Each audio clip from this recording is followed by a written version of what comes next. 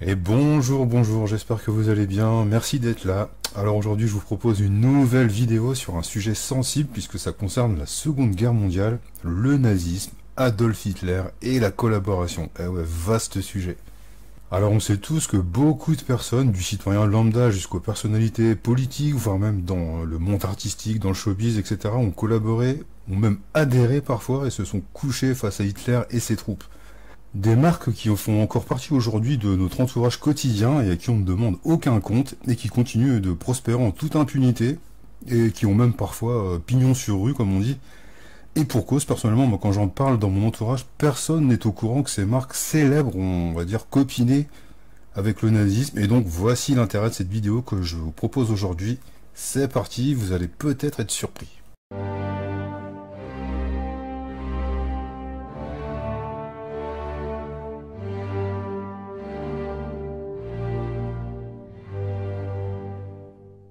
Allez, on commence avec une marque américaine ultra connue, Coca-Cola. Donc rares sont les foyers qui ne possèdent pas une bouteille de cette boisson gazeuse au frigo ou dans un placard. Tout le monde connaît, même au fin fond de la brousse, la marque Coca-Cola et son célèbre logo blanc et rouge.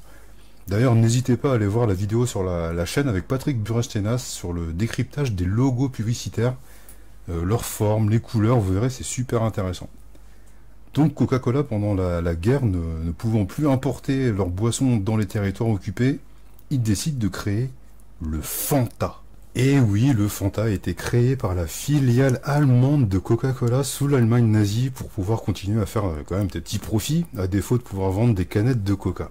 Alors peut-on dire que Fanta est une création nazie ? Pas vraiment, c'est plutôt une recette élaborée qui prenant en compte les ingrédients disponibles à cause du rationnement, mais elle était tout de même fabriquée avec les infrastructures et les chaînes de production allemandes et pour les citoyens allemands. Alors bien sûr c'était loin du Fanta orange qu'on connaît aujourd'hui, n'empêche que Coca-Cola, après avoir fait arrêter la production en 1955, relancera sa production en 1960, sous exactement le même nom, mais avec une recette différente bien sûr. Et cette boisson deviendra la boisson dans les années 60 la plus vendue au monde, devançant même les ventes de Coca-Cola. Et tout ça sans matraquage publicitaire. Le rêve. Alors aussi, quand je parle des marques collabo, on va appeler ça comme ça, celle qui revient le plus souvent, c'est bien sûr Volkswagen, puisque Hitler lui-même avait pour projet avec cette marque la fabrication de, je cite, la voiture du peuple. Donc étant une marque allemande créée par Hitler lui-même en 1930, ces chaînes de production y fabriquaient la célèbre coccinelle.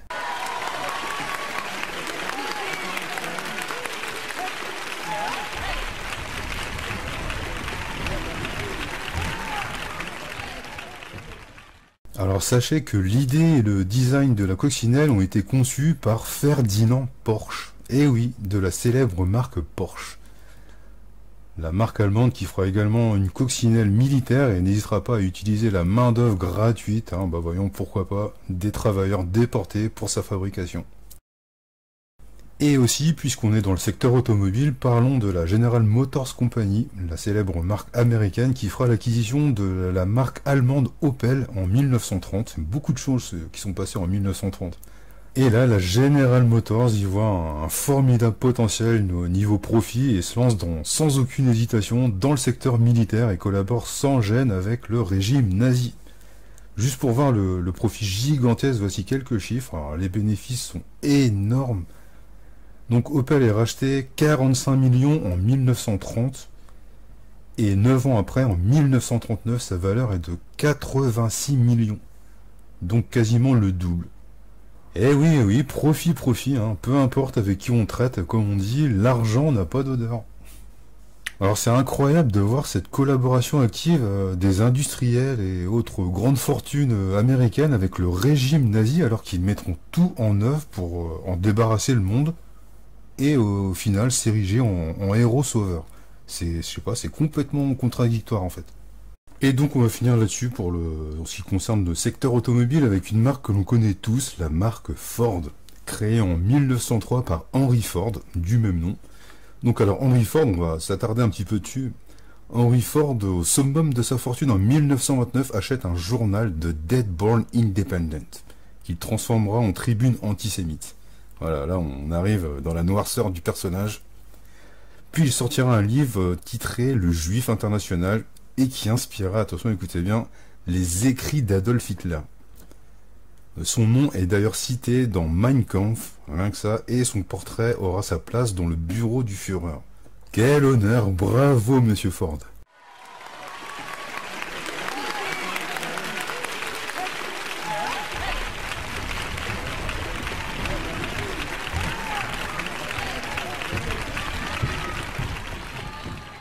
Et donc là, on a clairement la personne d'Henry Ford, le portrait d'un antisémite assumé. En même temps, on pense ce qu'on en veut, mais il est cohérent avec lui, le bonhomme. On a d'un côté un sombre personnage qui déteste les juifs et qui pense qu'il faudrait les éliminer, et d'un autre, un fou, en l'occurrence Adolf Hitler, qui, lui, le fait. Donc forcément, ces deux esprits tordus ne peuvent que s'associer. D'autant plus qu'il est conscient du respect et de l'admiration du Führer, donc forcément, on se sent plus pousser les ailes. D'ailleurs, ce personnage, je parle d'Henry Ford, se constituera en 1930 la plus grande armée privée du monde. Rien que ça. C'est ce qu'on appelle la folie des grandeurs. Et c'est donc sans aucune gêne que Ford mettra à disposition d'Hitler son savoir-faire et ses chaînes de production. Et donc voilà pour le passé nazi et antisémite du créateur de la célèbre marque Ford. Donc on peut conclure que, combiné avec la General Motors, Ford sont les principaux fournisseurs du régime nazi concernant les véhicules de transport, que ce soit aérien, terrestre ou marin. Donc beau palmarès, bravo. Et on peut dire aussi, pour conclure, que le point commun entre Ford, General Motors et Volkswagen, c'est d'avoir engrangé des millions et des millions de dollars de profits et de bénéfices en faisant travailler, forcément, gratuitement, quasiment des milliers de prisonniers de guerre. Donc voilà comment se sont construits de grandes fortunes, de grandes dynasties, en pactisant avec l'horreur nazie et l'exploitation de milliers de déportés. Surtout sachant qu'aujourd'hui, tous ces groupes n'ont aucun compte à rendre à personne. Beaucoup même ont pignon sur rue dans des complexes immobiliers plutôt pas dégueulasses, plutôt luxueux on va dire, ils prospèrent en toute quiétude. Même si c'est vrai que certains ont contribué sous la pression de plusieurs associations à des fonds d'indemnisation aux victimes de travail forcé à coups de millions de dollars en pensant sûrement, je sais pas, se racheter une virginité ou une bonne conscience et surtout éviter les procès. Et puis de toute façon, si on fait le ratio entre tous ces millions engrangés et ces profits gigantesques à l'époque, c'est peanuts. C'est rien pour eux. Alors bien sûr, on se demande comment blanchir et convertir tous ces flux d'argent gigantesques. Eh bien, une banque d'investissement américaine, encore une fois, en l'occurrence la Chase Manhattan Bank, qui sera la seule et unique banque à accepter de convertir le mark allemand en dollars dans les années 30 et 40. Alors en quoi consistait la technique de ces salopards ? Alors tout d'abord, il faut préciser que l'Allemagne était frappée d'un boycott monétaire, c'est-à-dire qu'aucune banque ne prêtait ni n'acceptait l'argent des Allemands. Et c'est là qu'intervient cette banque en acceptant de convertir le Deutsche Mark en dollars en échange d'une forte commission. Et aussi le rachat des confiscations des biens des Juifs en Allemagne. Donc l'Allemagne nazie aura donc à disposition des dizaines de millions de dollars qui serviront à financer l'armée allemande en matériel ou en pétrole américain par exemple. Donc voilà pour la fraude, et la cerise sur le gâteau sera le rachat, ou plutôt la fusion avec la JP Morgan. Sans aucun souci, en 2001, peu importe votre passé les gars, vous êtes les bienvenus au club, c'est démentiel. Alors à savoir qu'un des anciens présidents de la Chase Manhattan Bank sera David Rockefeller. Tiens, David Rockefeller, un des fondateurs du groupe Bilderberg, la Trilatérale, etc. Mais bon, on va pas s'attarder là-dessus, même s'il y aura de quoi dire. Et donc, David Rockefeller, dont le père John Davison Rockefeller, créera la fondation Rockefeller en 1913. Là, par contre, on va faire un petit point là-dessus. Donc, cette fondation financera le programme eugéniste de l'Allemagne nazie. Eh ouais, un programme eugéniste, un truc bien dégueulasse, encore une fois. De l'Allemagne nazie qui regroupera des psychiatres, des sages-femmes, des gynécologues, et divers médecins que l'on retrouvera à des postes clés dans les camps de concentration, ou avec des milliers de cobayes à disposition, ces salopards s'en donnaient à cœur joie. Donc à travers toutes sortes d'expériences dégueulasses et inhumaines sur des homosexuels, des roms ou des juifs, Et donc ce fameux programme eugéniste avait pour nom l'Action T4 et avait pour but d'éliminer, alors écoutez bien, éliminer tous les adultes handicapés physiques et mentaux. Et ce sera donc près de 100 000 victimes qui perdront la vie suite à ces expériences. Donc merci Monsieur Rockefeller pour votre soutien et vos dons financiers, bravo!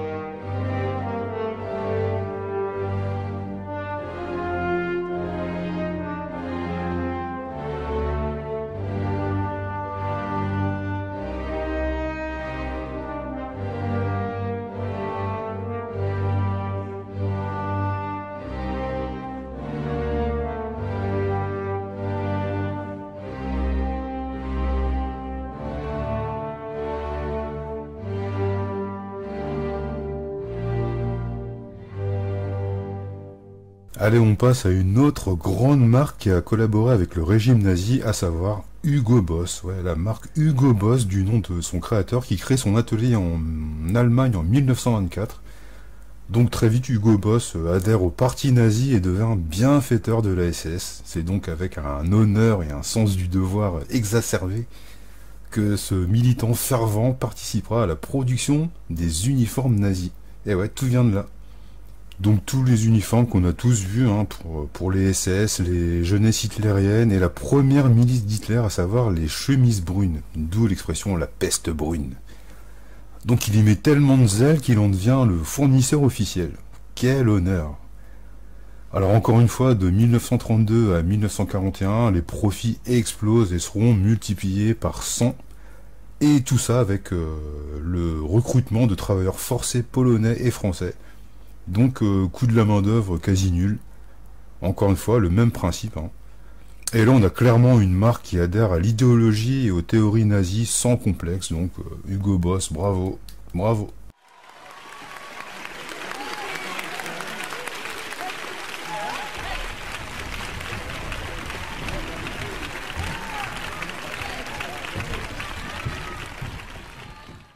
Allez, on continue avec une autre marque célèbre, à savoir IBM, incontournable. Tout le monde connaît IBM dans le domaine informatique, en matériel ou logiciel. Eh bien, IBM a mis son savoir-faire à la disposition du régime nazi à travers une filiale allemande, la Deomag. Alors, je ne sais pas si je prononce bien. Donc, la Deomag détenue à 90% par IBM. Donc, en fait, c'est IBM. Et donc le PDG de cette filiale, Willy Heidinger, étant un fervent partisan du régime hitlérien et ayant le soutien total du patron d'IBM, ben vas-y, fonce petit, vas-y. Donc ce fameux Willy Heidinger aura pour projet le recensement de la population par un mécanisme de carte d'identification. Donc on va pas rentrer dans le détail, ça va être un peu trop complexe. Et donc les nazis, grâce à cette technique, pourront ainsi connaître le nombre de tziganes, de juifs, homosexuels et autres groupes indésirables. Donc un morbide recensement auquel participera ce triste personnage. Donc je vous cite un passage du livre de l'historien Edwin Black, IBM, qui a écrit IBM et l'Holocauste. Alors je cite, deux points, ouvrez les guillemets. Sans les machines d'IBM, l'entretien et le service continu ainsi que la fourniture de cartes perforées, donc voilà, les fameuses cartes perforées. Donc sans ces cartes, les camps d'Hitler n'auraient jamais pu gérer le nombre qu'il fait. Waouh, ça fait froid dans le dos. Donc bravo IBM pour cette prouesse technologique et votre collaboration fidèle au régime nazi. Bravo.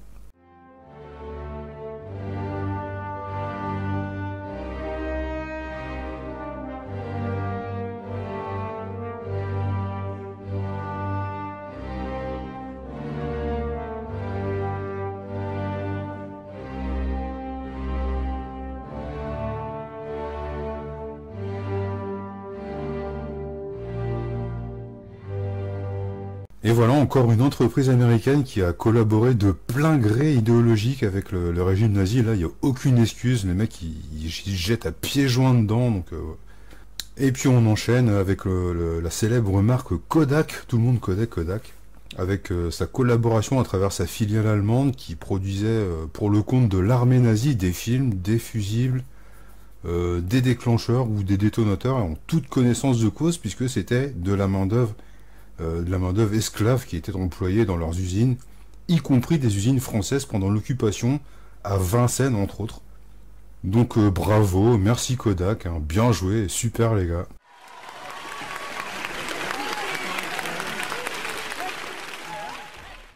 Et là on continue, on monte d'un cran, même si c'était déjà bien élevé, mais là on monte encore une marche. Et on reste dans la technique informatique et autres avec Siemens, tout le monde connaît la marque Siemens. Donc une entreprise allemande cette fois, en total accord avec l'idéologie nazie. Hein. Donc elle fournit des appareils de communication élaborés qui permettront de transmettre les ordres d'arrestation aux opposants et ordonner des déportations de juifs ou des résistants dans toute l'Europe. Et ça en 39-45, donc en pleine guerre. C'était on va dire pour résumer, c'était une sorte de système d'envoi de SMS avant l'heure, quoi. J'imagine. Et là où on rentre dans l'horreur totale, c'est que Siemens possédait 2 usines de fabrication dans des camps de concentration. C'est-à-dire, ils avaient 2 usines au sein de camps de concentration, dont une à Auschwitz. C'est morbide au possible.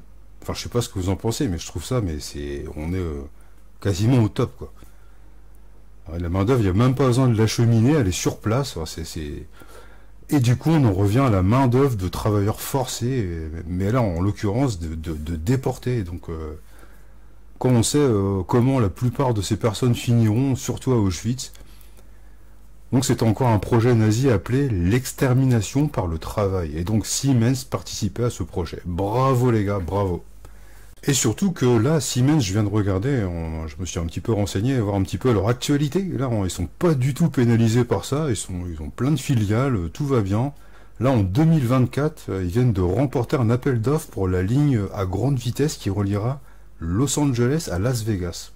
Donc voilà, tout continue, le groupe vit bien, c'est écœurant. Honnêtement, j'ai pas de mots. Et puis on continue et on s'enfonce encore plus dans l'horreur et le macabre. Oui, c'est possible. Avec la société pharmaceutique, alors là, attention, voilà, gros dossier. La société pharmaceutique Bayer, une société allemande créée en 1863 et qui œuvre dans l'agrochimie.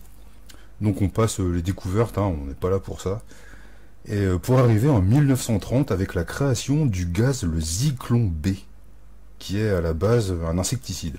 Alors le gaz Zyklon B, c'est celui que les nazis ont utilisé dans les chambres à gaz. Donc c'est assez costaud. Et donc on arrive en 1937 où une filiale de Bayer passe un accord avec Hitler et s'engage à fabriquer du Zyklon B en grande quantité pour les nazis. Après bien sûr avoir modifié par ses soins à des fins mortelles. Donc je rappelle qu'à la base c'est un insecticide. Hein. Donc la suite on la connaît, hein, tout ce gaz servira massivement employé dans les chambres à gaz. D'ailleurs, ce groupe sera condamné pour crimes de guerre, pour leur activité, pour leur active participation à la solution finale, hein, la fameuse solution finale, le plan d'extermination des Juifs par Hitler. Alors voilà, concernant la firme Bayer, on va avoir une petite introduction hein, qui confirme le lien entre Bayer et Auschwitz. Donc, pendant la Seconde Guerre mondiale, Bayer se livre au trafic d'êtres humains en achetant des déportés du camp d'Auschwitz pour servir de cobayes dans le cadre d'expérimentations à prétention médicale et de caractère confidentiel. C'est une horreur. Et donc là, on a quelques preuves. 5 lettres signées par les responsables de Bayer et destinées aux dirigeants du camp d'Auschwitz, rédigées en avril 1943 et mai 1943, ont été découvertes par un régiment de l'armée soviétique lors de la libération du camp d'Auschwitz pour l'achat de lots de femmes déportées. De la dégueulasserie au top du top, quoi. Donc voilà, la première lettre indique le besoin de femmes déportées en tant que cobayes pour expérimenter un soporifique. Donc là, un lot de cobayes. Donc franchement, là, je sais pas, on ne demande pas, je sais pas, un lot d'agrafeuses, enfin d'agrafes, de rouleaux de papier toilette, ou de tubes de colle, ou je sais pas, de papier A4. Là, on parle d'humains. Allez, on passe tout de suite à la deuxième lettre, Et bon, c'est peut-être un petit peu long, mais c'est très important de savoir un petit peu ce qui s'est passé. Donc la deuxième lettre stipule que le prix de 200 marks est exagéré et nous offrons 170 marks par sujet. Enfin, voyons, nous avons besoin de femmes. La troisième demande, veuillez donc faire préparer un lot de 150 femmes saines. La quatrième indique, nous sommes en possession du lot de 150 femmes. Votre choix est satisfaisant, quoique les sujets soient très amaigris et affaiblis. Nous vous tiendrons au courant des résultats de l'expérience. Enfin, la cinquième et dernière lettre retrouvée mentionne, les expériences n'ont pas été concluantes. Les sujets sont morts. Nous vous écrirons prochainement pour vous demander de préparer un autre lot. Et là, on parle d'humains. C'est... Et donc, on finit après la guerre, lors du procès de Nuremberg. L'une des 12 séances concerne directement le procès d'I.G. Farben, ou plusieurs dirigeants d'I.G. Farben, dont Bayer était une filiale. Donc, ils sont condamnés pour crimes de guerre entre 6 mois et 6 ans de prison. Franchement, c'est pas cher payé. Et en 1956, écoutez bien, en 1956, Fritz Termer, qui avait été condamné pour crimes de guerre, pillage et esclavagisme, devient président de Bayer. Non mais franchement. Donc voilà, on est au summum J'ai même pas les mots en fait. Et le pire, attention, le pire c'est que ce salopard, en l'occurrence Fritz Termer, condamné pour crime de guerre quand même, c'est pas rien, pour pillage, esclavagisme, deviendra, tenez-vous bien, président de Bayer. Il parvient, malgré son passé, ses casseroles, à prendre les rênes du groupe Bayer, c'est complètement affolant. Et puis pour finir, parce que c'est pas fini, cette boîte, elle a traversé les décennies sans trop de soucis. Il faut savoir que cette boîte, on leur a confié à coût de millions de dollars la charge, enfin la mission d'élaborer un vaccin pendant la pandémie. C'est hallucinant. Enfin, honnêtement, niveau collaboration nazie, là, on est au top du top. Et quand on a à commander des lots de personnes pour faire ces petites expériences, et puis oups, ah bah c'est ballot, on a échoué, tout le monde est mort, mais on revient vers vous très vite. Hein. Bon, enfin, sans ces lettres, enfin ces échanges de courrier, ces monstres, restez polis, n'auraient jamais été inquiétés. De toute façon, on est en 2024, 2025 quasiment, et bientôt, et encore une fois, les affaires marchent bien, hein, les avocats sont là, le groupe vit bien. Bon voilà, là on finit sur un cas vraiment extrême, mais on se dit combien sont passés à travers les mailles du filet et donc échappés à la justice. Bon, il y aura encore beaucoup à dire, notamment, j'en ai oublié plein certainement, notamment sur l'utilisation honteuse de la main d'œuvre. Rien que ça, déjà, ça devrait être condamné, mais d'une sévérité mais incroyable, sur la main d'œuvre de prisonniers. Enfin comme BMW par exemple, qui aurait, on va dire au conditionnel, qui aurait utilisé près de 50 000 prisonniers. Et aussi plus proche de nous, on va revenir un petit peu en France, plus proche de nous comme Coco Chanel par exemple, Louis Vuitton, Renault, la SNCF, accusée d'avoir fait déporter 76 000 juifs, ou des écrits hautement antisémites par le fondateur de L'Oréal. Difficile à cacher tout ça, monsieur Eugène Schuller. Et que dire de François Mitterrand qui reçoit la Francisque et ses relations avec ce cher monsieur Bousquet. Et tout ça, c'est dû en grande partie aux associations juives et leurs recherches acharnées qui parviennent à mettre tout ça à la lumière de la vérité.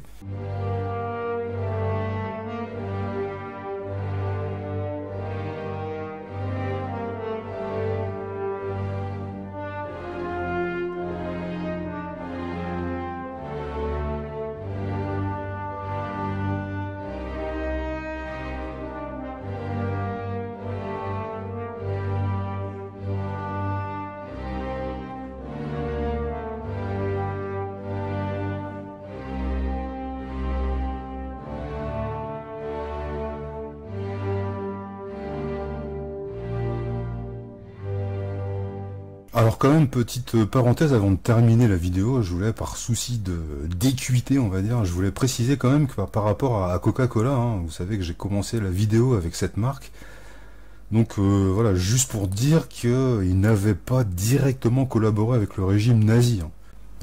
En fait, c'était une décision du directeur de la filiale allemande qui, en gros, ne pouvant plus importer de coca des États-Unis, le bon vrai coca, qui prend donc l'initiative de créer le fameux Fanta, on en parlait, en utilisant les chaînes de production de coca à l'insu de la maison mère, et que surtout, toutes ces bouteilles de Fanta, du moins c'est ce qu'ils disent, étaient vendues à tous les Allemands, nazis ou pas. Il n'y avait pas de commande spéciale des nazis. Donc alors, lorsque Coca apprend à demander des comptes à sa filiale allemande en 1950, donc c'est un peu la preuve qu'il n'était pas au courant quelque part, puisqu'en plus ils feront stopper net la production de Fanta, premièrement, et deuxièmement, le directeur allemand, à savoir monsieur, alors j'ai oublié son nom, remboursera l'intégralité des profits engrangés à l'époque, et que ces profits, et là ça, écoutez bien, on sent le coup de génie, on sent le génie de la com, je sais pas trop comment le dire, oui, le génie de la com. Les profits seront intégralement reversés à un fonds d'indemnisation pour les victimes de la Shoah. Excellent. Voilà comment se sortir grandi et blanchi, ou inversement, comment se sortir blanchi et grandi d'une situation quand même ultra piégeuse à coups de millions. Chapeau, bravo Coca.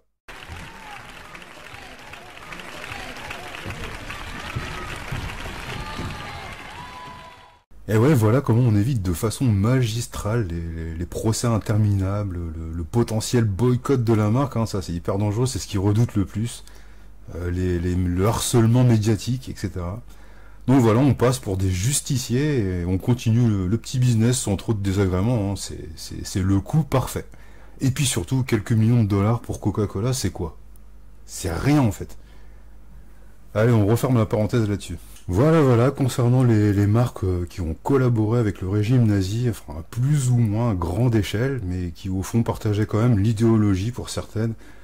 Donc à vous de voir, hein, vous vous ferez votre propre opinion et déciderez d'agir en conséquence. Ou pas.